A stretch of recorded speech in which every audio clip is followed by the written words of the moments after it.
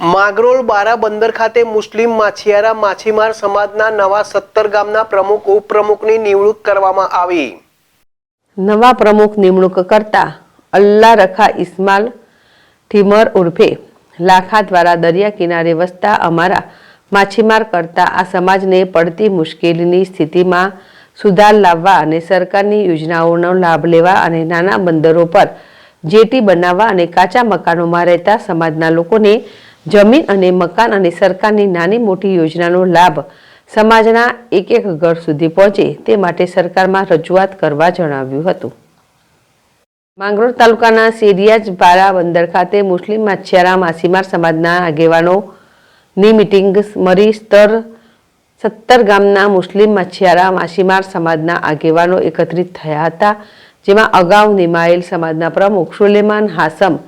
ઇસ્બાનીએ રાજી ખુશીથી રાજીનામું આપતા નવા પ્રમુખની નિમણૂક કરવામાં આવી હતી, જેમાં 17 ગામના મુસ્લિમ મછીયારા સમાજના આગેવાનો અને પ્રમુખોની હાજરીમાં નવા પ્રમુખ ઉપપ્રમુખની નિમણૂક કરવામાં આવી હતી। જીતુ પરમાર, ZSTV માંગરોળ।